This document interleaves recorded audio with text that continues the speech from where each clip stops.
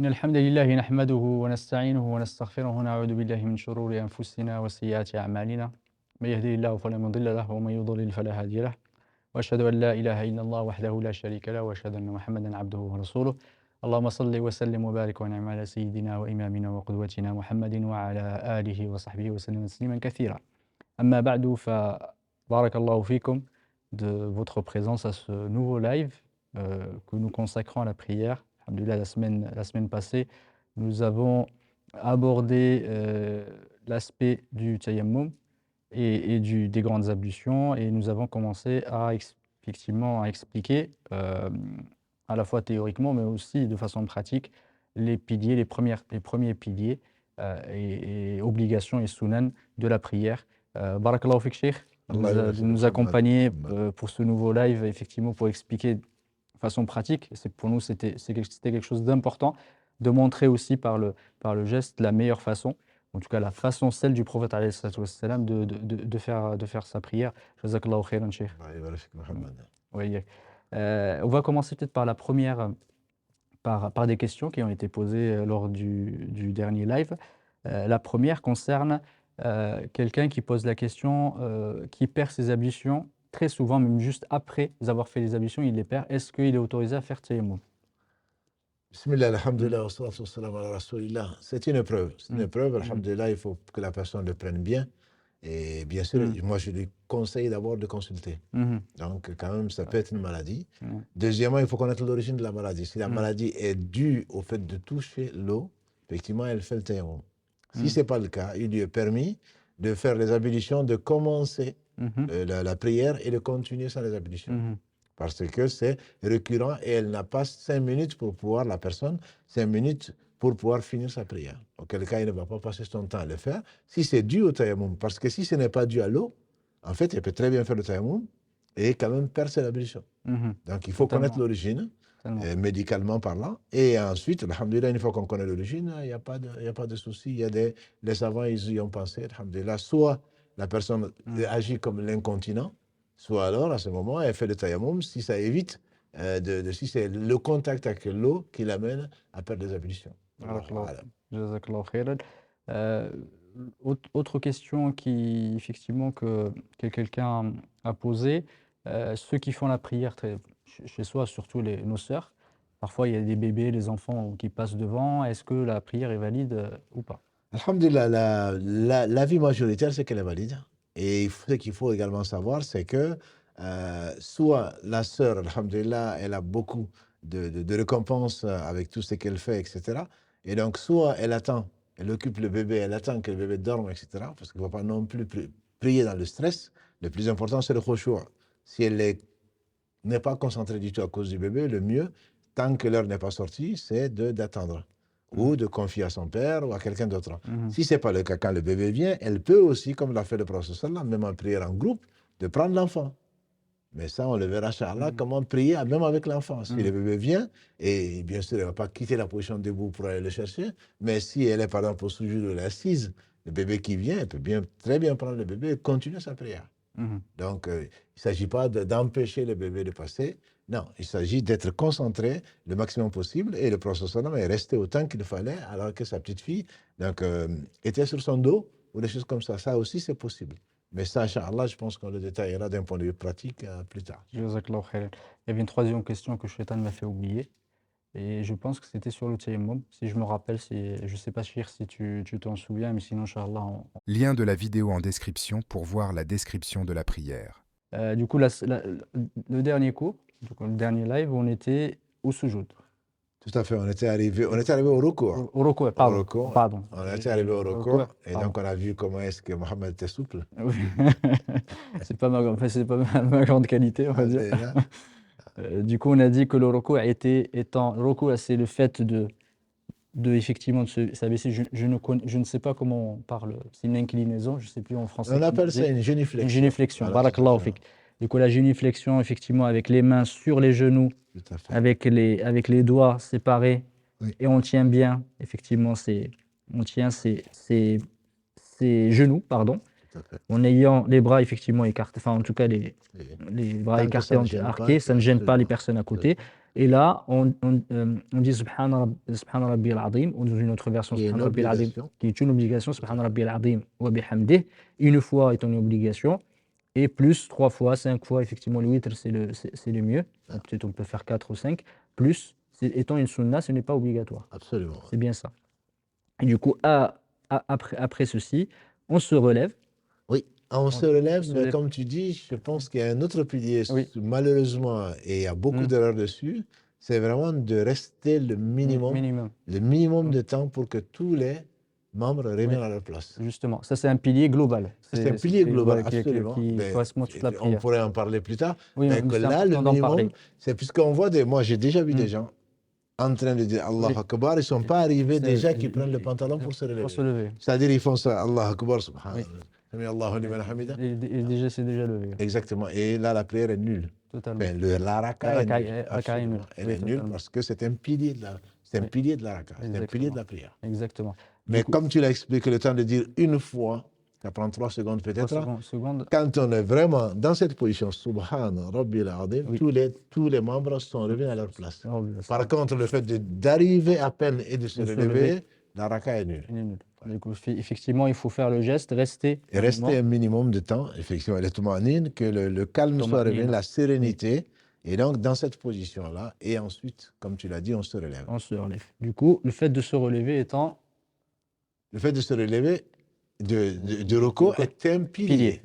Absolument, on ne peut pas rester dans le roko et partir dans le sujoud. Exactement. Et se relever, ça fait partie des piliers. Celui qui ne le fait pas, sauf maladie, etc., ça on le verra, Inch'Allah, celui-là, son raka n'est pas malade. C'est bien un pilier. Autre élément, effectivement, quand on se relève, et avant de parler de ça, je pense que Shaitan nous a fait oublier quelque chose, un pilier qui est extrêmement important, c'est le fait d'être debout, le qiyam. On n'a pas parlé au début, effectivement, qui est extrêmement important. Le fait d'être rentré à la prière, il faut être debout. Le fait de prier assis est valable pour les prières surrogatoires, mais il n'est pas valable pour les prières quand on le peut. Absolument. Pour les prières obligatoires, quand on peut, il faut se mettre debout. Le fait de ne pas se mettre debout, de rester assis, tant qu'on peut tenir debout. Quand la personne en chaise roulante ou qui ne peut pas, c'est autre chose. Ou dans une position où si on se lève, on tombe. Ça, c'est des cas particuliers. Mais quand on peut, même si on a un plâtre ou je ne sais quoi d'autre, si on peut se mettre debout et dire Allah Akbar, quitte à s'asseoir après, c'est un pilier. Exactement. Le takbirat ihram wa qiyam wa laha. Effectivement, tu fais bien de le dire parce que ceux qui ont effectivement des problèmes d'articulation, de dos, etc., ils viennent directement, ils s'assoient. Parce que tu le vois arriver, déjà il marche. Tout à fait. Jusqu'à la mosquée, il s'assoit, il fait Allahu Akbar assis. Tout à fait. Du coup, sa prière... Là, c'est un pilier qu'il manque et la prière est nulle. Elle est invalide. D'accord. Et rarement, j'ai vu quelqu'un en train de faire la réflexion. C'est le rôle de l'imam. C'est le rôle également de celui qui le voit. Parce que l'imam s'est déjà retourné pour prier et peut-être qu'il n'a pas vu. Celui qui a vu son voisin, il ne va pas arrêter sa prière. Mais s'il n'a pas encore fait le takbir islam, il lui explique. Et ensuite, il fait le takbir ihram pour suivre l'imam. D'accord, barakallahu fik. Du coup, s'il ne supporte pas quand c'est long, il peut s'asseoir parce qu'il est ça. Barakallahu fik. La yukallifu Allahu nafsan illa wus'aha. On a dit l'islam est beau, l'islam est parfait et simple. Donc, s'il ne peut pas tenir debout, il s'assoit. Mais le premier takbir, il doit le faire debout s'il peut. Comme il a marché, comme tu dis, on l'a vu rentrer, il n'est pas venu, même en béquille, on l'a vu rentrer, il n'est pas en chaise roulante. Exactement. Par contre, celui que Allah a éprouvé, il est tétraplégique ou je ne sais quoi d'autre, bien entendu qu'il ne va pas se lever. Lui, il fait le takbir comme il peut. Du coup, c'est un pilier, effectivement, par consensus des ulama, le fait d'être debout. Du coup, le fait, on a dit, de se relever, se relever étant une obligation. Un pilier. Étant un pilier, barakallahu fik. Et comme a dit Ibn Omar, il y avait 4 endroits, en se relevant, on dit Allahu Akbar, et on lève Sami Allahu liman hamida, pardon. Sami Allahu liman hamida, qui est une obligation. Jazakallahu khair. On dit Sami Allahu liman hamida, à la fois pour celui qui tout seul, et qui est aussi l'imam, pour les deux. Et donc, Sami... Il se relève. Sami Allahu liman hamida est une obligation et le fait de lever les deux mains au niveau de ce que tu as expliqué, des épaules ou des oreilles, est une sunna. Barakallahu Le fik. prophète l'a toujours fait Oui. à ces 4 endroits. Donc, takbirat al-ihram, en allant faire le Mm. recours, en se relevant du recours. D'accord. Du coup, on dit Sami Allahu liman hamidah, en levant la main. Ensuite, est-ce qu'on met la main droite sur la gauche à cette Alhamdulillah. position-là ou pas? Il y a divergence entre les savants, puisque le prophète m'a dit de mettre la droite sur la gauche. Certains ont compris que c'est chaque fois qu'on est debout. D'autres, ils ont dit c'est pendant la récitation du Coran. Une fois qu'on se relève, il n'y a pas été rapporté que le prophète m'a dit de le faire à ce moment-là. Donc, l'imam Albani, quand il fasse miséricorde, lui dit que non, c'est une innovation que de mettre la droite. Ibn Baz et Cheikh Othaymin, pour ne citer que les contemporains, ils disent que puisque ça a été dit de mettre la droite sur la gauche, chaque fois qu'on est debout, on doit le faire. Donc, on peut soit mettre, en se relevant, Sami Allahu liman hamida, Rabbana wa lakal hamd, on met la droite sur la gauche, ou alors on peut, donc selon l'avis que l'on suit, on peut effectivement laisser les bras. D'accord. Si on refait du coup, Oui. on ne dit pas Allahu Akbar. De toute façon, Non, on dit Sami absolument. Allahu liman hamidah, remplace Tikbir. Tout à fait. Ouais. Sami Allahu liman hamidah. Mettons la main. Rabbana. Rabbana wa lakal hamd. Il y a 4 façons de le faire, comme dans le Bukhari. C'est rapporté dans le Bukhari ou Muslim, sauf, je pense, une version qui a été rapportée que dans le Bukhari. C'est dit Rabbana lakal hamd, Rabbana wa lakal hamd. Allahumma Rabbana lakal hamd wa Allahumma Rabbana wa lakal hamd. Donc, quand on entend ce n'est mieux vaut vraiment comprendre au moins ce que l'on dit. Parce qu'on entend parfois de nos parents Bana lakal hamd, mais le babana, on ne sait même pas ce qu'ils disent. Alors que là, le sens, comme on a dit Subhan Rabbil Azim, le gloire, pureté à mon Seigneur le très grand, Sami Allahu liman hamida, Allah entend celui qui le loue. Et les savants, ils ont expliqué qu'entendre ici, c'est accepter, exaucer celui qui l'a loué. Donc ça veut dire qu'on a vraiment loué. Alors parfois, quand on est dans le recours, dans le sujet, on ne sait même pas ce que l'on dit. On est en train de louer Allah subhanahu. Donc pureté, Allah exempt de tout défaut. Mon Seigneur, le très grand. Et quand on a fini, comme Allah l'a voulu, on dit Sami Allahu liman hamida, Allah exauce celui qui l'a loué. Rabbana wa lakal hamd, notre Seigneur, à toi la louange. Ou Rabbana, ou Allahumma Rabbana, notre Seigneur, Allahumma, oh Allah, notre Seigneur, à toi la louange. Voilà. Donc, qu'on le sache. Et ça, comme tu l'as dit, pour celui qui prie seul, ou l'imam. Quant à ceux qui suivent l'imam, l'avis largement majoritaire, c'est que quand l'imam dit Sami Allahu liman hamida, et ils ne disent pas Sami Allahu liman hamida, ils se lèvent et disent Rabbana wa lakal hamd, même s'il y a un avis particulier qui dit que même celui qui prie seul, le ma'moum, doit également dire Sami Allahu liman hamida, mais l'avis largement majoritaire, c'est l'imam ou celui qui prie seul dit Sami Allahu liman hamida, et celui qui est derrière se relève en disant Rabbana wa lakal hamd, Allahumma Rabbana lakal hamd, les différentes versions. Barakallahu fik. Des fois, on voit effectivement dans certains livres explicatifs ou dans des vidéos, certains, quand ils sont tout seuls, ils disent que Sami Allahu liman hamida. Ils disent pas Rabbana wa lakal hamd quand ils sont tout seuls. Là, c'est déjà arrivé que je vois. C'est une obligation, effectivement, et le prophète sallam, je ne connais pas de version où qu'il les dit simplement Sami Allahu liman hamida. Mais ce qu'il faut savoir, c'est qu'en se relevant, il disait Sami Allahu liman hamida. Et une fois qu'il était droit, il disait Rabbana lakal hamd, Rabbana wa lakal hamd, Allahumma Rabbana lakal hamd. Barakallahu fik. En tout cas, du coup, en se relevant, Sami Allahu liman hamida, Rabbana wa lakal hamd. Une fois. Une fois, absolument. Ça n'a pas été rapporté plusieurs fois. Étant une obligation ou une sunna? Rabbana wa lakal hamd. Rabbana wa lakal hamd, à ma connaissance, c'est une obligation. C'est une obligation. Voilà. Comme Sami Allah liman hamida, par contre, il lui est arrivé, alayhi salatu wassalam, de rajouter des choses qui deviennent des sunan. Barakallahu fik. Rabbana lakal hamdu. Et après, il y a des sunan, effectivement. Comme hamdan kathiran, tayyiban mubarakan fi. Il prie un jour meilleur qu'aujourd'hui. Et quand il a fini, il a dit, qui est-ce qui a dit Hamdan kathiran tayyiban mubarakan fi, c'est-à-dire des louanges kathir, les nombreuses, Hamdan kathiran tayyiban pur, Hamdan kathiran tayyiban mubarakan fi, donc béni. Et il a dit, j'ai vu 30 anges se précipiter pour être les premiers à noter. Donc c'est quelque chose d'extrêmement important, on n'en a pas conscience.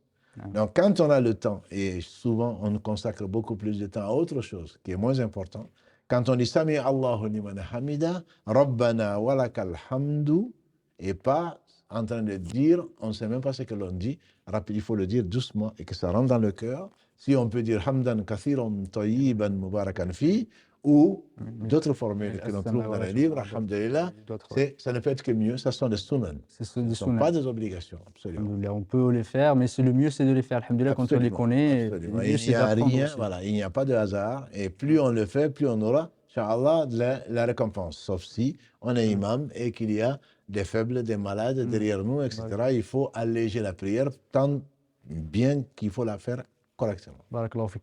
Tous les ulama, ils ont dit par rapport aux sunan, ou les versions, c'est ce qui est mieux, c'est quand les versions sont authentiques, bien sûr, c'est de les varier. Ça veut dire que de temps en temps, faire, parce que comme le prophète alayhi salatu wassalam, il le faisait, effectivement, c'est de varier de temps en temps quand on les connaît. C'est d'autant plus important que c'est la meilleure façon aussi d'avoir le khushu'. Oui. Un, d'avoir le sens, que l'on sache ce que l'on dit, ne sont pas un perroquet, donc on n'est pas là.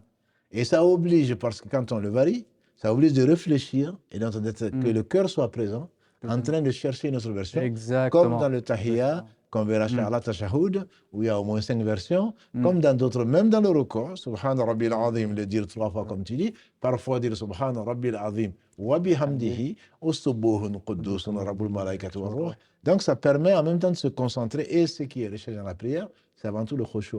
Voilà, il n'y a pas que le geste, il y a la lettre certes, mais il y a également l'esprit, le fait d'être présent devant Allah. Pour le ruku', est-ce qu'on peut invoquer Allah subhanahu wa ta'ala pendant le ruku'? Dans le ruku', il n'a pas été, à ma connaissance, rapporté que le prophète sallam invoquait Allah par autre chose que le louer. Et également, puisque tu me fais penser, il a interdit de réciter du Coran. Donc, c'est une question. Voilà, non, mais maintenant que tu me dis d'invoquer Allah dans le sujoud, il est sunna d'invoquer Allah autant que l'on peut, mais dans le ruku', il n'a pas été rapporté autre chose que de louer Allah et de le glorifier. Et surtout pas réciter le Coran, puisqu'il a interdit de réciter le Coran tant dans le ruku' que dans le sujoud. Et on verra peut-être, réciter le Coran ne veut pas dire qu'il ne faut pas utiliser des invocations du Coran. Réciter le Coran, c'est Barakul Allahu Ahad, ou autre chose, ou Qul, ou de prendre des versets, mais on peut très bien dire, dans la sourate al-Baqarah, wa min an-nas man yaqulu rabbana atina fid dunya hasana. Donc, on n'a pas dit ça, c'est un verset. Par contre, dire Rabbana atina fid dunya hasana, wa fil akhirati hasana, wa qina adhaban nar, une invocation très répandue que tout le monde connaît ou presque, n'est pas interdit. Mais pas dans le ruku'. Dans le sujoud où on n'est pas encore arrivé, mais dans le ruku', je ne connais que la version de glorifier notre Seigneur subhanahu wa ta'ala et de le louer. Effectivement, quand Rabbana wa lakal hamd, plus les sunan, du coup, il faut partir vers le sujoud. Il faut partir vers le sujoud. Comment on part vers le sujoud? Très bonne question. Est-ce que je sais qu'il y a effectivement une divergence? Il y a divergence sur la question et le prophète a dit ne vous braquez pas comme les chameaux. Oui. Et donc ça a été compris par certains. Le chameau, quand il descend d'abord par la partie avant, voilà, par les genoux entre guillemets, et ensuite il s'assoit. Et donc ceux qui ont compris, notamment les Malikis, et c'est l'avis également du contemporain Cheikh Albani, donc c'est le fait de partir d'abord avec les mains, de descendre et de mettre les genoux après. Par contre, la majorité des écoles, en tout cas, descendent avec les genoux. Et ensuite les mains. Donc, il y a une divergence, ce qui fait qu'en descendant avec les mains, on relève les genoux d'abord, comme on le verra, Inch'Allah, quand on va s'élever. Donc, c'est le fait de partir avec les mains ou avec les genoux. Là, il y a divergence entre les savants. Voilà. Parce qu'il y a deux hadiths. Il y a deux hadiths. Il y a un hadith, effectivement, j'ai oublié le sahabi qui l'a rapporté. Je sais que le deuxième, il a été rapporté par, il me semble, par Abu Huraira. Je pense que le deuxième, sur le fait d'interdire la buruk al-ba'ir ou buruk al-ibil. Le premier, j'ai oublié le sahabi. Je pense que c'était Ibn Abi Awfa, si ma mémoire est bonne.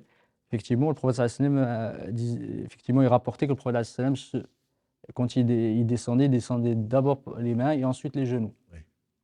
C'est bien, pardon. Il descendait d'abord par les genoux et ensuite sur les mains. C'est ce que suit, et le hadith d'Abu Huraira. C'est que suivent beaucoup d'école Exactement. et de suivi. Les Malikis, à ma connaissance, vont descendre d'abord justement avec le hadith d'Abu Huraira, avec les mains. Et dans ces conditions-là, il faut voir. Mhm. L'avis, bien sûr, les deux hadiths sont authentiques. Et quand les deux hadiths sont authentiques, moi j'ai tendance à suivre l'avis maliki dans la mesure où l'imam Malik a vu des tabi'i, des gens qui vivaient à Médine. Ça ne veut pas dire que l'autre façon n'est pas correcte, surtout que le hadith est authentique. On peut le varier aussi, comme tu dis, pour le faire. Mais moi, je suivrai cet avis-là dans la mesure où aussi c'est plus facile pour de tout type de personnes. Descendre avec les genoux, parfois j'ai vu des gens tomber. Voilà. Et quand on a un certain âge, entre l'arthrose et le reste, ce n'est pas évident de descendre avec les genoux, alors que la main sert au moins, je veux dire, pour éviter de déraper. Oui, donc on le fera, moi je dirais en fonction de l'âge, en fonction de la souplesse. Et l'avis que moi je suis, c'est de descendre avec les mains. Mais celui qui descend avec les pieds, je ne dirais pas que sa prière n'est pas correcte. Avec les genoux plutôt, je ne dirais pas que sa prière n'est pas correcte. Totalement, parce qu'effectivement, ceux qui soutiennent le premier avis disent que en fait, les deux hadiths ne sont pas contradictoires parce que le deuxième disant effectivement de s'asseoir comme les chameaux, parce que le chameau, justement, descend par la partie avant qui est ses mains, les genoux étant derrière normalement. Et quand on voit effectivement les chameaux, quand on voit comment ils descendent d'abord par la partie avant, après la partie arrière. Oui. Et quand tu le mets, ben, normalement, ces parties supérieures, ce qui correspond à ses genoux, sont dans la partie derrière et non pas avant. C'est pour ça qu'ils disent effectivement, pour ceux qui disent on ne descend pas les genoux, que les deux hadiths ne sont pas contradictoires. Par exemple, par Ibn al-Qayyim dans Zad Ma'ad, effectivement, il prend cet avis-là, et Cheikh Ibn Baz et d'autres. Mais alhamdoulilah, effectivement, si vous voyez quelqu'un descendre avec les mains, il y a un hadith aussi qui justifie ça. Qui justifie, barakallahu fik. Du coup, si on descendant, en disant Allahu Akbar en descendant, c'est soit on descend avec les genoux et ensuite avec les mains. Absolument. Ou sinon, la deuxième effectivement, version, tout dépend. Il y a des gens aussi qui ont de l'arthrose, comme vous avez dit, c'est un autre aspect. C'est de descendre d'abord par les mains et ensuite les genoux. Oui. Alors, le fait de descendre, effectivement, est un pilier. C'est un pilier. Barakallahu fik. Descendre est un pilier. C'est un pilier. Directement la prosternation. Et où est-ce qu'on met les mains?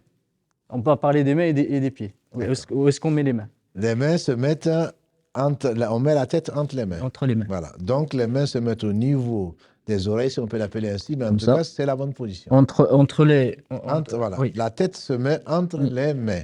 Effectivement. À ma connaissance, je crois qu'il y a une autre version qui dit que Hadwal Mankibayn, le côté des épaules, un peu comme ça. Effectivement, il y a un autre hadith effectivement, qui dit qu'entre la tête, juste à côté des oreilles. Mais en tout cas, la position la plus simple, effectivement, c'est de mettre entre les... En tout cas, ce n'est pas de mettre les mains accolées au genou. Voilà. Exactement. Il y a la version, effectivement, celle-ci, celle de... Celle-là, c'est une version, ne pas faire comme le chien. Comme le chien, comme les animaux qui font ça. Et donc, faire que l'avant-bras touche le sol ou le tapis est quelque chose de makruh, quelque chose de déconseillé. Le prophète l'a déconseillé. Barakallahu fik. Est-ce qu'on garde les mains séparées ou naturelles? Naturel, pas forcément serré. Naturel comme tu le fais. On garde les mains, on ne va pas les écarter spécialement, mais on les garde naturellement au niveau des oreilles ou au niveau des épaules, comme tu l'as dit. Barakallahu fik. Ensuite, les coudes. Les coudes, quand on est seul, oui. Le coude doit être écarté comme tu le fais. Le prophète le faisait et on voyait jusqu'à la blancheur de ses aisselles. Voilà, donc quand on est seul, mais quand on n'est pas seul, bien entendu, on le fait sans gêner le voisin. On essaye de ne pas gêner les autres. Absolument, de ne pas gêner les voisins. Mais quand on est seul, c'est ce que on démontre. Donc, il faut qu'on voit, il faudrait que ce soit écarté du corps. On ne doit pas le coller. Il ne faut pas le coller comme ça, de cette façon-là. On ne doit pas le faire ça. Barakallahu fik. Et ensuite, effectivement, est-ce qu'il y a une autre position qui n'est pas légiférée? Une position qui n'est pas légiférée, c'est que le prophète a dit qu'on fait le sujoud sur 7 membres. Et ce sont ces 7 membres qui ne sont pas, Allah a interdit à l'enfer de les brûler. Et quand il a montré, il a dit le front et le nez, c'est le même. Donc quand on fait le sujoud, le front, le nez doit toucher par terre. Voilà. Et on voit parfois des gens, exactement, les gens, le front touche, mais pas le nez. Le nez doit toucher. Et chez les Hanbalites, c'est même un pilier. C'est un pilier, oui. C'est un pilier. Si on fait alors que le nez Mm. n'a pas touché, la prosternation n'est pas valable, donc la raka n'est pas valable. Exactement. Donc ça, c'est vraiment important de se prosterner comme il a fait alayhi salatu wassalam. Ça, c'est 1, 2. Ce sont les Sur deux mains, Les mains, les deux genoux, ça deux comme on genoux. le voit. Et maintenant, il faut voir donc les pieds. les pieds. Je sais qu'effectivement, il y a un hadith qui rapporte le fait de ne pas effectivement se mettre dans cette position-là. On colle effectivement le ventre avec Avec les cuisses. avec les cuisses. Ne Ouais. pas faire comme Tout ça. à fait, oui. C'est de effectivement s'éloigner le Ni plus non plus, possible. voilà, tout à fait. Ni non plus Voilà, faire exactement, comme parce que ça. là, ça devient des pompes. Exactement. Voilà, absolument, En tout cas, le oui. mujafat entre et ensuite vraiment être comme ça et non pas faire comme ça. Exactement. Il ne faudrait pas que ce soit une position où on se repose. Oui, Surtout exactement. ceux qui ont un certain ventre sur les cuisses. Mais donc, c'est vraiment simple et c'est naturel. Barakallahu fik. Absolument. Et pour les pieds, effectivement, je vais me retourner pour la caméra. Parce Oui. qu'il faut voir. Du coup, Donc, quelle ce est la qui position reste, des pieds? Voilà, ce qui reste, la position des pieds, c'est comme ça. Les pieds ne sont pas collés. Les pas pieds collés, sont, pas collés sont comme ça. collés. Les pieds sont comme ça et surtout, pour ceux qui sont souples, les orteils doivent être dirigés Vers la Mecque, vers la Mecque. vers la Qibla. Les orteils doivent être dirigés vers la Qibla. Et donc là, c'est la bonne position où les 7 membres qui doivent toucher le sol dans la prosternation, c'est-à-dire les orteils, les genoux, les mains et le front et le nez qui ne font qu'un. Barakallahu fik. Et ensuite, tu reviens. Et qu'est-ce qu'on Et dit dans plutôt, dans le sujoud, on ne lit pas le Coran, on dit, comme dans le ruku, Subhana Rabbiyal A'la ou Subhana Rabbiyal A'la wa bihamdihi. Quand la sourate 87, sourate Al-A'la a été révélée, Sabbih isma rabbikal a'la, le prophète sallam a dit, dites Subhana Rabbiyal A'la dans le sujoud. Quand Allah a dit Fasabbih bismi rabbikal azim, dans la sourate Waqi'a en particulier, le prophète sallam a dit, dites Subhana Rabbiyal Azim dans le recours. Donc tout ça sont les ordres du prophète sallam. Ils sont des obligations. Là, dans le sujoud, au moins une fois, comme on a vu dans le recours, Subhana Rabbiyal A'la ou Subhana Rabbiyal A'la wa bihamdihi. Et il y a des sunan qu'il a varié, alayhi salatu wassalam. Voilà. Donc il y a beaucoup d'autres façons de louer Allah subhanahu wa ta'ala dans le sujoud. Et surtout le sujoud est l'endroit pour celui qui peut de faire des invocations. Oui, Parce que le prophète m'a dit là où on est le plus proche d'Allah, subhanahu wa ta'ala, c'est dans la position du sujoud et à la fin de la prière. Mais la fin de la prière, on la verra, inshallah. Dans le sujoud, c'est là où on est le plus proche d'Allah. Et si on est seul en particulier, invoquer Allah comme il nous l'inspire, ce serait la meilleure position. Et comme on a toujours besoin de lui, se rappeler qu'on a besoin de lui et de l'invoquer sincèrement, l'implorer même, c'est ce qui est le plus demandé. En tout cas, pour ceux qui viennent d'entrer, c'est quelque chose qu'on apprenait quand on était petit. En tout cas, pour pas inverser Subhana Rabbiyal Azim avec Subhana Rabbiyal A'la, c'est quand on est effectivement en bas, on dit Subhana Rabbiyal A'la, c'est quand on est le plus bas. Qu'on loue le très élevé. Exactement, parce qu'on est dans notre position la plus basse, effectivement. Ouais. Du coup, c'est le contraire. C'est pour ça que, de cette façon-là, on s'en rappelle plus facilement. Effectivement, quand on est le plus bas, c'est là où on loue celui qui est le plus haut, parce que Subhana Rabbiyal A'la, effectivement, A'la veut dire le plus haut. Le plus haut, l'élevé dans son essence. Allah subhanahu wa ta'ala, donc, on se soumet, vraiment, c'est le signe. C'est pour cela que d'ailleurs, le prophète sallam nous a interdit de se prosterner devant autre que Allah. Comme il a dit, alayhi salatu wassalam, si je devais ordonner à un être de se prosterner devant un autre, j'aurais ordonné à la femme de se prosterner devant son mari, mais on ne se prosterne que devant Allah. Et donc, ce qui fait que ni devant un roi, ni devant qui que ce soit, on a le droit de se prosterner. On ne se prosterne que devant Allah. Et les adorateurs d'idoles se prosternent devant les idoles, ce qui est, bien entendu, de l'association. Effectivement, après le sujoud, on se relève. On se relève. Et ceci, c'est un pilier. C'est un pilier. Le fait de se relever, c'est un pilier. Et le fait de s'asseoir entre les deux. Le fait de s'asseoir entre les deux est un pilier. Donc, on s'assoit le temps qu'Allah veut, légèrement. Et là, il y a des façons de s'asseoir qui sont des sunan, ce ne sont pas des obligations. En fonction de la souplesse, en fonction de son état, il y a plusieurs façons. Quand on se relève du sujoud, on s'assoit donc. Montre-nous comment est-ce qu'on peut s'asseoir. Alors, Autant ma souplesse. Je Oui. disais. Pardonnez mon manque de souplesse. En tout cas, c'est cette façon-là, enfin, les ftirash Ouais. du pied gauche, en tout cas sur lequel on va Exactement, la s'asseoir, fesse gauche sur le pied gauche. sur le pied gauche, Voilà, le pied droit faisant faisant le, comme ça, et avec donc les orteils, ça c'est vers la qibla. voilà, vers la qibla. Voilà. C'est ça la façon la plus recommandée Recommandé. de le faire pour celui qui peut, bien entendu, on va pas se faire mal. Mhm. Et si la personne est à un certain poids, ou si la personne n'est pas assez souple, ou n'arrive pas à le faire, il n'y a aucun mal, c'est de la sunna, mais la sunna est importante, mais pas au point donc d'avoir un péché. Ce sont des choses qui sont recommandées, fortement recommandées, si on peut le faire parce que le prophète ne parlait pas de lui-même, ne faisait pas de lui-même, c'était les ordres d'Allah subhanahu wa ta'ala. Barakallahu fik. Voilà. Et la deuxième version, étant de s'asseoir, effectivement, c'est le fait de mettre faire comme ça. Ce qui a Absolument. été rapporté par. Et c'est très pratique, Mhm. dans la mesure où, soit en groupe, où on ne peut Oui. pas s'asseoir comme ça, même si ça c'est possible. Oui. Donc, on peut effectivement le faire entre les deux prosternations. Oui. On peut le faire comme ça. Oui. Ça ne c'est pas pour aller plus vite. Oui. Parce que comme partout, il faut vraiment prendre le Voilà, temps que les membres reviennent à leur place. Barakallahu Ça, fik. c'est un pilier, D'accord, barakallahu voilà, fik. de la prière. Du coup, ça c'était rapporté effectivement par Ibn Abbas. Ah. Il disait qu'effectivement que c'était la sunna, même s'il y a des divergences entre les ulama. Certains disent que ce n'est pas légiféré de s'asseoir comme ça, Non. il me semble. Du coup, alhamdoulilah, c'est le fait de s'asseoir comme ça, Oui. et ensuite s'asseoir. Oui. Et qu'est-ce qu'on fait, qu'est-ce qu'on dit à ce moment-là? À ce moment-là, le plus simple, c'est Rabbi ghfirli, Rabbi ghfirli, Rabbi ghfirli, c'est-à-dire Seigneur, pardonne-moi. Seigneur, pardonne-moi. Mais il y a d'autres versions encore de Sunan. Allahumma ghfirli, warhamni, warzuqni, wajburni. Donc, bon, ça, on va le trouver, Inch'Allah, dans les livres. Ce n'est pas dans ce live qu'on va l'enseigner. Mais il y a d'autres façons. Mais le plus simple, c'est Rabbi ghfirli 2 ou 3 fois. Barakallahu fik. Je vais mettre juste là pour qu'il voit. Et où est-ce qu'on met les mains quand on se met.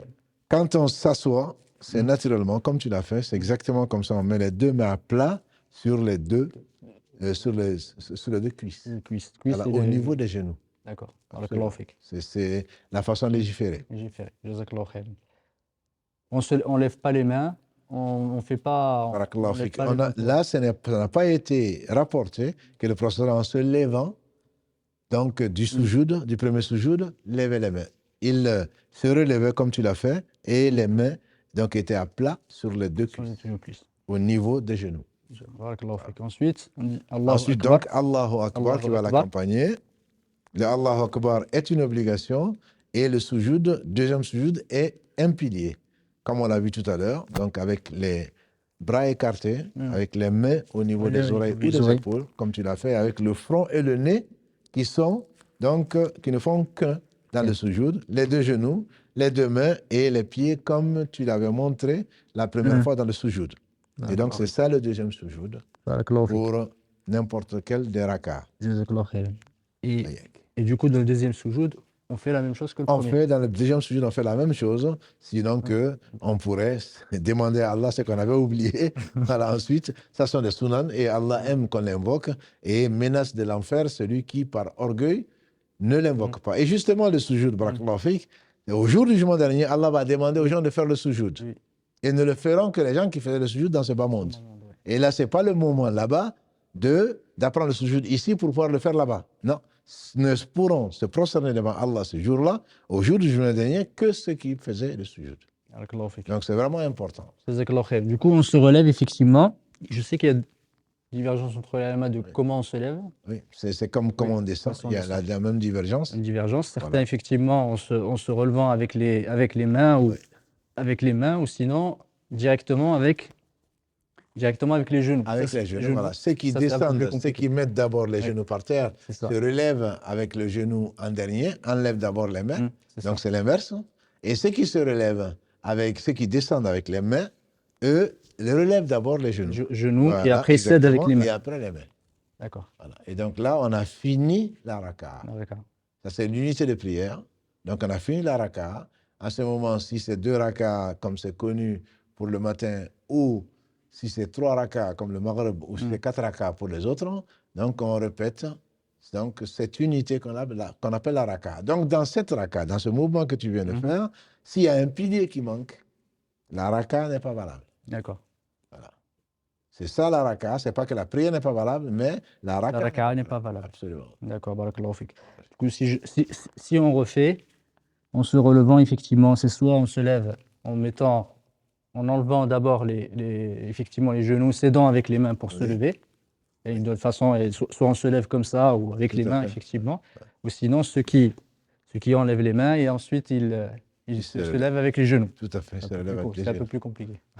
Se relève avec les genoux. C'est un peu plus compliqué. Alhamdulillah. Du coup, on a expliqué au départ, pour n'importe quelle prière d'ailleurs, on refait le Fatiha.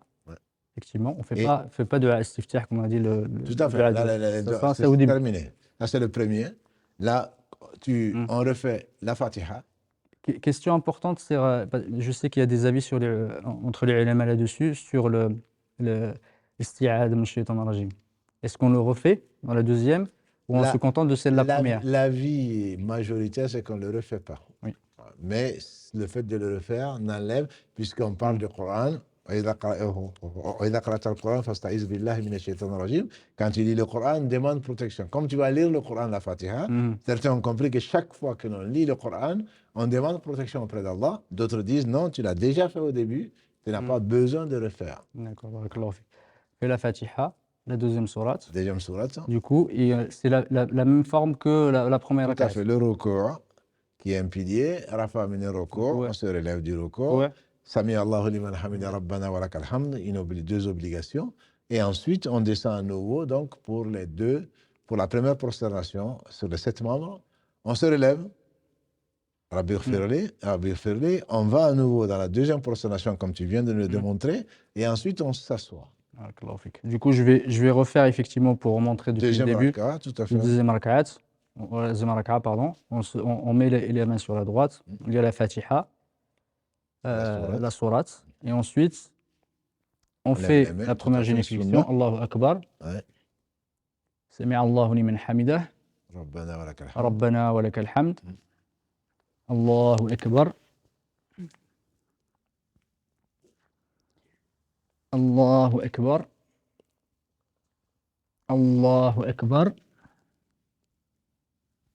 Allahu Akbar. Et là, ça c'est le premier tashahhud, c'est ça? Ça, c'est le premier tashahhud. Là, on s'assoit. On s'assoit. Donc, comme tu l'as fait, quand c'est le premier tashahhud, on s'assoit comme tu nous l'as montré. Oui. La meilleure façon de s'asseoir, et c'est que tu nous as montré, donc, s'asseoir sur donc, le pied gauche, la fesse gauche sur le pied gauche, et le pied droit, donc, regardant vers la qibla. Vers la qibla. Absolument. Et à ce moment-là, on est arrivé, donc, au premier tashahhud, qui est donc la première salutation que l'on fait, et donc c'est l'étape donc, qui permet, soit c'est 2 raka'as, c'est la première et la dernière, soit c'est 3 raka'as ou 4 raka'as, on va se relever après cela. Donc on arrive au niveau de la deuxième, au niveau du tashahhud. D'accord. Du coup, le tashahhud, quand on est dans cette position-là, où est-ce qu'on met les mains? On met les mains comme tu les as mis. Comme ça. On met les mains comme ça, et il a été rapporté de sources sûres que le prophète sallam fermait le poing, et il a été également rapporté qu'il pointait du doigt. Après, il y a beaucoup de versions. Est-ce qu'il bougeait le doigt? Est-ce en cercle? Ou est-ce qu'il le bougeait de haut en bas? Voilà. Donc, dans les 4 écoles, par exemple, sunnites, les positions sont différentes, bien que ce soit des sunan. Donc, le fait de ne pas faire de telle autre façon, mais pas à sa tête, de suivre une façon qui a été légiférée, rapportée, donc n'est pas un péché. Et donc, c'est une sunna. Soit on l'accepte, soit on acquiert de bonnes actions dedans, soit au moins on n'a pas de péché dessus. Mais c'est le fait de faire un cercle, avec entre le majeur et le pouce. Voilà. Et ensuite, donc, de pointer. Donc, certains bougent légèrement, d'autres font plutôt un cercle avec, comme chez les Malikites, et d'autres, chaque fois qu'ils disent Allah, comme chez les Hanbalites, ils lèvent donc l'index, et ensuite ils le baissent. Et donc, souvent, certains, comme il n'y a pas de preuve comme quoi le prophète le faisait chaque fois qu'il disait Allah, certains disent on le fait donc de façon non concertée, entre guillemets, et ne pas le coïncider avec le nom d'Allah, et le faire légèrement, et donc le bouger légèrement jusqu'à la fin de la salat, D'accord. tout en invoquant Allah. D'accord. Effectivement, par rapport à ça, je disais la majorité, c'est qu'il ne bougeait pas, Ouais. c'est qu'il restait comme ça, c'est la majorité des écoles, Des tu hauts. restes comme ça. Il y en a certains, effectivement, quand ils, sauf pour certains, quand il y a Quand ils attestaient. test, voilà, shahada, Ouais. il le lève. Sinon, effectivement, il y a la version, il dit yuharrikuha yad'u biha. Ouais. Quand il fait les invocations, certains ils disent que, comme c'est l'avis de Ibn Uthaymin et Ouais, d'autres, il c'est bougeait et tout que en quand faisant- il fait les invocations. Tout à fait. Du coup, est-ce que tu peux nous apprendre tashahhud, le premier? Alhamdulillah, le premier tashahhud, il y a au moins 5 versions. Je ne sais pas lequel tu veux. Le plus simple plus simple. et le plus courant, mais comme on est en face de gens qui se disent maliki, on va peut-être prendre le hadith de Omar ibn Khattab. Il était sur le minbar un jour, il a dit: j'ai vu le professeur sallam faire le tashahhud, voilà ce qu'il faisait. At-tahiyyatu lillah, az-zakiyatu lillah, at-tayyibatu was-salawatu lillah. Assalamu alayka ayyuhan nabi wa rahmatullahi wa barakatuh. Assalamu alayna wa ala ibadillahi as-salihin. Ashhadu an la ilaha illallah wa ashhadu anna Muhammadan abduhu wa rasuluh. Ça, c'est la version donc de Omar ibn Khattab. La version de Aïcha, radiallahu ta'ala anha, et bien sûr qui a fréquenté le prophète sallam, c'était At-tahiyyatu lillah, At-tayyibatu. Non, At-tahiyyatu, Wat-tayyibatu, Was-salawatu, Was-zakiyatu lillah. Avec un seul lillah. Donc c'est comme celui de Omar, mais on ne dit pas At-tahiyyatu lillah, Az-zakiyatu lillah, At-tayyibatu, Was-salawatu lillah. Donc c'est un seul lillah avec At-tahiyyatu, Wat-tayyibatu, Was-salawatu, Was-zakiyatu lillah. Le reste est pareil. La version de Abu Musa al-Ash'ari, c'est comme la version de Aïcha sans Wazakiyatu. At-tahiyyatu, wat-tayyibatu, was-salawatu lillah. Le reste étant pareil, sauf la fin, c'est Ashhadu an la ilaha illallah. Parfois il disait Wahdahu la sharika la, wa ashhadu anna Muhammadan abduhu wa rasuluhu, ou wa Muhammadan abduhu wa rasuluh. Donc la shahada. Il y a la version de Abdallah ibn Abbas radiallahu ta'ala anhuma qui disait, qui est suivi souvent par les Shafi'ites, At-tahiyyatu wal mubarakatu was salawatu wat tayyibatu lillah. Et le reste est pareil, sauf Ashhadu an la ilaha illallah wa ashhadu anna Muhammadan rasulullah. Pour le dire Ashhadu anna Muhammadan abduhu wa rasuluh. Ashhadu an la ilaha illallah wa ashhadu anna Muhammadan rasulullah. Et à la version de Ibn Mas'ud radhiyallahu ta'ala anhu, qui est suivie par les Hanafites en particulier, là c'est At-tahiyyatu lillah, As-salawatu wa tayyibat, pas lillah. At-tahiyyatu lillah, As-salawatu wa tayyibat. Et le reste est pareil. Assalamu alayka ayyuhan nabi wa rahmatullahi wa barakatuh. Assalamu alayna wa ala ibadillahi salihin. Ashhadu an la ilaha illallah wa ashhadu anna Muhammadan abduhu wa rasuluh. Donc là, on va trouver la traduction dans les livres qui sont. Mais l'essentiel, c'est présenter, donc, c'est louer Allah, tahiyyat, donc ce sont les salutations. Tayyibat, c'est ce qui est pur. Salawat, ce sont les prières. Mubarakat, c'est ce qui est béni. Donc, lillah, tout ça appartient à Allah. Et historiquement, en fait, les compagnons du prophète sallallahu alayhi wa sallam derrière lui disaient Assalamu ala Allah, Assalamu ala Jibril, Assalamu ala Mikaïl. Donc, il passait le salam à Allah. Le prophète sallam a dit: ne dites pas la paix sur Allah. Allah est la paix. Donc, dites plutôt, quand vous êtes dans cette position, At-tahiyyatu, donc les salutations bénies, nombreuses, pures, sont à Allah. Assalamu alayka ayyuhan nabi, les prières d'Allah donc sur le prophète. Assalamu alayka ayyuhan nabi wa rahmatullahi, ainsi que la miséricorde d'Allah, wa barakatuh, et sa bénédiction. Assalamu alayna, et la paix sur nous, wa ala ibadillahi salihin, et tous les serviteurs vertueux. Il dit comme ça, votre salam, votre invocation va toucher tout ce qu'il y a donc comme serviteur vertueux. Les anges en particulier, les hommes, c'est pour cela que certains savants disent qu'il est injuste celui qui dit qu'il est musulman et il ne prie pas pour les autres, parce qu'en ne priant pas, en faisant le tahiyya, en fait, on inclut tous les êtres donc vertueux. Wassalamu alayna wa ala ibadillahi salihin. Après, la shahada est connue. Ashhadu an la ilaha illallah. Ashhadu anna Muhammadan abduhu wa rasuluh. Il est, bien qu'il soit le messager d'Allah, il reste quand même son serviteur. Barakallahu fik. Du coup, Oui. ce qu'on s'est dit, on est dans cette position. On met la main comme ça. Oui.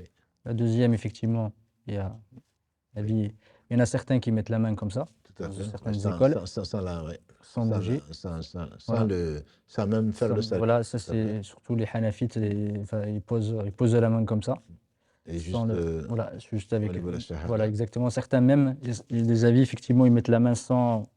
Même pas bouger le doigt, juste mettre la main. De toute façon, on le croise parfois dans certains pays. En tout cas, c'est soit le cercle, comme tu as montré tout à l'heure, avec l'index et le majeur qui font un cercle, avec le sabab, c'est celle qui, effectivement, l'index.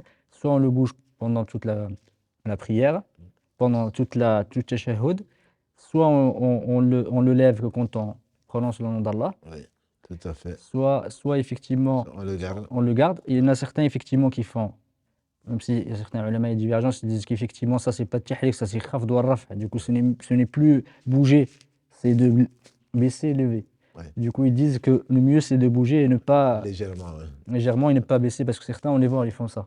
Tout à fait. Effectivement, le mieux, c'est de le garder soit tout droit, de ne pas le bouger, soit en le bougeant, en le faisant doucement. En le bougeant, tout en invoquant Allah. Voilà.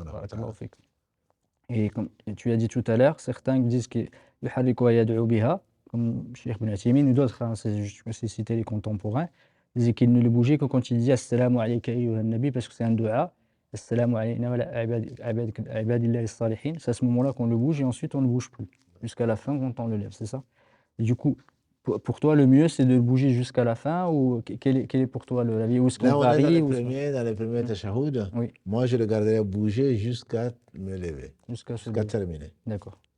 Barakallahu fik. Assalamu alayna wa ala ibadillahi salihin, ashhadu an la ilaha illallah, ashhadu anna Muhammadan abduhu wa rasuluh. Du coup, on le bouge jusqu'à la fin du tashahhud. Ou c'est... Moi, je le tiens, je le garde droit, sans bouger. Tu ne le bouges pas dans le premier tashahhud, tu le bouges pas. Dans le premier, je ne bouge pas. D'accord. Du coup, est-ce qu'on fait Salat al-Ibrahim al-Nabi au premier tashahhud ou pas? L'avis majoritaire, à ma connaissance, c'est que le prophète sallam ne faisait pas la Salat Ibrahimi au premier tashahhud. Mais certains disent et suivent l'avis qu'il n'y a pas de différence entre la première et la deuxième par rapport à la Salat Ibrahimi. On dit donc aux auditeurs, la Salat Ibrahimi, c'est Allahumma salli ala Muhammadin wa ala ali Muhammad. Là aussi, il y a au moins 5 versions différentes, mais c'est qu'on appelle Salat Ibrahimi parce qu'on prie aussi sur Ibrahim. Donc là, quand on dit Ashhadu an la ilaha illallah, Ashhadu anna Muhammadan abduhu wa rasuluh, on a fini et on se relève si ce n'est pas le Fajr ou le Subh. Mais si c'est le Fajr, s'il n'y a que 2 raka'ah, ou le Subh, où il n'y a que 2 raka'ah, ou pour les Nawafil, où la sunna est de faire 2 raka'ah par 2 raka'ah, à ce moment-là, sauf le witr, sauf le dernier, à ce moment-là, on fait la Salat Ibrahimi.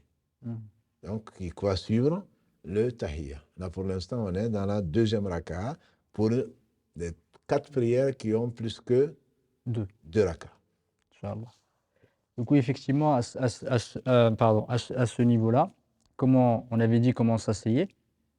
Dans le deuxième, c'était le pied, effectivement, effectivement comme ça, c'est ce qu'on appelle, quand tu es assis comme ça.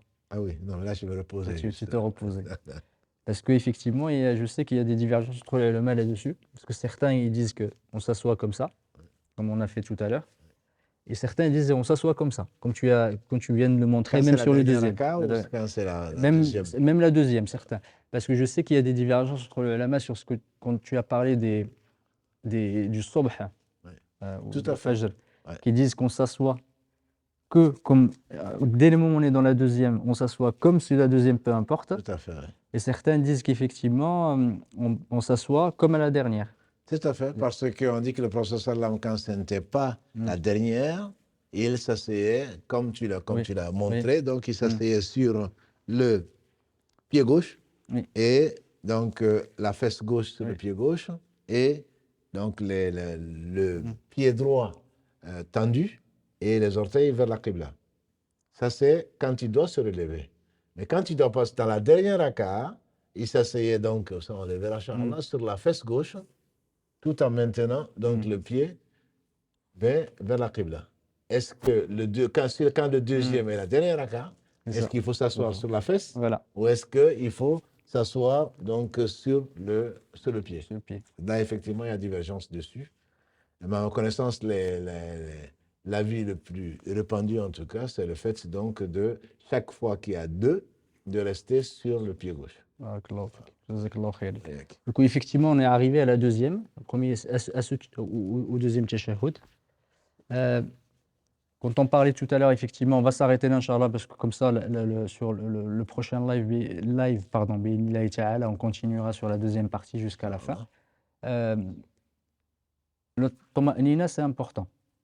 Et ça, je voulais effectivement qu'on revienne sur ce sujet, parce que le hadith du prophète, alayhi salam, et si tu pouvais en parler, celui qui venait, et le prophète, alayhi salam, lui disait, tu refais ta prière. Parce qu'à chaque fois... Non. Abu Huraira, Kalalagré, il a rapporté dans ce qui a été consigné dans tant le Bukhari que Muslim, Abu Daoud, Ibn Majah, si ma mémoire est bonne, et d'autres, qu'un homme est rentré dans la mosquée du prophète sallam. Il n'y a pas de hasard. Allah a voulu nous enseigner et qu'Allah bénisse cet homme, puisque c'est comme ça qu'on a su comment prier. Il a dit, il est venu, il a prié. Comme Tahiyat al-Masjid, il a prié. Ensuite, il est venu saluer le prophète sallam, qui lui a rendu le salut, bien sûr, parce que c'est une obligation de rendre le salut. Et il lui a dit, va prier parce que tu n'as pas prié. L'homme a été prié à nouveau, en tout cas faire les gestes. Il est revenu, il a passé le salam au prophète sallam, qui lui a dit, rendu le salam, va prier parce que tu n'as pas prié. Il est revenu, il a prié, il a obéi au prophète sallam, il est revenu pour la troisième fois. Après avoir fait les gestes, il est revenu, il a dit, il a passé le salam, il a répondu, il dit, va prier puisque tu n'as pas prié. Il a dit, par celui qui t'a envoyé, je ne sais pas faire plus. Et c'est là que le prophète nous a enseigné comment faire la prière. Il a dit, quand tu vas faire la prière, tu te mets debout et tu dis Allahu Akbar. Tu récites ce qu'Allah t'a facilité du Coran. Ici, il n'y a pas la Fatiha, mais on sait que la Fatiha est une obligation. Ensuite, c'est un pilier. Est un pilier. Oui, barakallahu fik. Ouais, c'est le Maliki. C'est un pilier de la prière, donc de la raka. Ensuite, quand tu as récité ce qu'Allah t'a facilité, tu vas faire le record. Tu dis Allah Akbar et tu fais le record. Et tu restes dans le record jusqu'à ce que tous les membres reviennent à leur place. Et donc, c'est là le tamanine. Il faut que tous les membres reviennent à leur place. Et on voit parfois, surtout dans les sujouds, peut-être qu'on a oublié de le dire, les gens, c'est ce qu'on appelle la prière du coq. Oui, barakallahu fik. C'est pour ça aussi je voulais en parler de... Barakallahu fik. La prière du coq, c'est des gens qui y sont assis. Voilà, si tu peux nous montrer. S'ils sont assis. Exactement, c'est comme un coq qui picore. Voilà. Ils n'ont pas le temps de dire, je ne parle même pas des organes. Donc le prophète a dit, tu fais le record, tu restes jusqu'à ce que tes membres reviennent à leur place. Ensuite, tu te relèves. Tu restes droit jusqu'à ce que tous tes membres reviennent à leur place. Ensuite, tu vas te prosterner. Tu restes jusqu'à ce que les membres reviennent à leur place. Donc, et tu fais comme ça toute la prière. Donc, c'est là où c'est extrêmement important. Parce que celui qui n'a pas de cette manine, c'est un pilier de la prière. Celui qui ne le fait pas, il n'a pas prié. Comme l'a dit le prophète, tu n'as pas prié. C'est-à-dire, il a fait de la gym, il n'a pas prié. Mais ce n'est pas parce qu'on est pressé qu'on Exactement. Vole la prière, qu'on vole dans la prière. Comme barakallah, c'est ce qu'a dit le prophète sallam, le vrai voleur, c'est celui qui vole dans la prière. Donc on dit, mais comment il va voler dans la prière? Il dit, il ne parfait pas ses génuflexions, il ne parfait pas ses prosternations. Donc là, c'est une obligation. Le tamanine, c'est extrêmement, tout est important bien sûr, mais c'est un pilier parmi les piliers, et le prophète sallam a insisté dessus pour celui qui avait mal fait sa prière. Barakallahu fik. Autre élément, effectivement, on va bientôt arriver à la fin du live. Il y a des éléments qu'on a abordés, mais je ne sais pas si je pense pas qu'on les ait abordés. Quand la prière, il prie, effectivement, on dit Allahu Akbar, il fait takbirat al-ihram, où est-ce qu'il regarde? Quand il dit Allah Akbar, Quand il dit Allahu Akbar, il commence sa prière, il regarde où? Est-ce qu'il regarde en haut? Il regarde à gauche, à droite, et il regarde par terre, où est-ce qu'il il y en a qui regardent leur montre. Oui, aussi. Non, Barakallahu fik. absolument. Quand on est face, Mm. on est face à la Qibla, quand on dit Allahu Akbar, on regarde là où on se prosterne. Mm. Et ça, c'est pendant toute la prière, à moins que il arrive un événement ou que le regard se déplace, mais le regard n'a pas à faire les 180 degrés, et là, on n'est pas concentré. Et certains même regardaient le ciel, je ne sais pas si ça arrive encore ici, donc comme la mosquée du prophète sallam, c'était des branches, je ne sais pas si on le fait, mais on n'a pas à le faire. Le prophète sallam a même mis en garde sévèrement, est-ce qu'ils ne craignent pas que Allah leur ôte la vue. Voilà, puisque ceux qui regardent là-haut. Et en tant qu'imam, je peux te dire, et tu le sais, que parfois, c'est pas beau ce que l'on voit quand on se retourne. Parce que la sunna, quand on a fini d'être imam, on se retourne vers la salle, donc vers les prières, vers les orans. Et quand on voit les gens qui sont venus en retard ou qui prient tout seuls, parfois, c'est vraiment pas joli. Ils regardent à droite, ils regardent à gauche, on ne sait même pas s'ils sont en prière ou pas. Oui, on voit des fois, ils te suivent du regard. Quand tu passes, ils te suivent du regard, absolument. Moi, j'ai déjà vu des gens, ils prient et en même temps, ils regardent la montre. Ou le téléphone. Ou le téléphone. J'ai déjà vu, moi, de mes propres yeux, quelqu'un répondre au téléphone. Pendant sa prière. Et il prend, il répond, il dit, après il remet. Ça, on n'y est pas encore. Mais ça, c'est sûr que c'est pas seulement interdit, la prière est nulle. Elle est nulle, exactement. La prière, elle est nulle. Exactement. Autant, le téléphone sonne, on a oublié de l'éteindre, on l'éteint, possible, sans regarder celui qui est au bout du fil. Parce que là, on n'est plus dans la prière. Quand on regarde qui est là, et finalement, on va lire le message. Donc ça, bien entendu, ce n'est pas poli et ça ne se fait pas. Ça se fait pas. Effectivement, tu disais que pendant la prière, on regarde, là on se prosterne, sauf peut-être à un moment, celui de Tashahhud. Est-ce qu'on regarde quand même ou on regarde le dos? Barakallahu fik, c'est pas. Celui de Tashahhud, on ne regarde pas là où on se prosterne. Le prophète ne quittait pas du regard son index. Qui était tendu, c'est son index qui regardait et pas là où il se prosternait. Donc là, il regarde son index jusqu'à la fin. Absolument. Barakallahu fik. Jazakallahu khairan. Alhamdulillah, effectivement, on est arrivé jusqu'au Tashahhud. Inch'Allah ta'ala, la semaine prochaine, prochain live, on continuera jusqu'à la fin. Et après, Inch'Allah, le salam. On verra ce qu'on fait effectivement après, quels sont les sunan à faire. Et on en profitera, Inch'Allah, de parler aussi des prières après les prières surrogatoires, après chaque prière. Même si on n'a pas parlé celles d'avant, mais on les a plus ou moins évoquées tout à l'heure. En tout cas, barakallahu fik, Cheikh. Jazakallahu khairan pour ta présence et pour ces explications.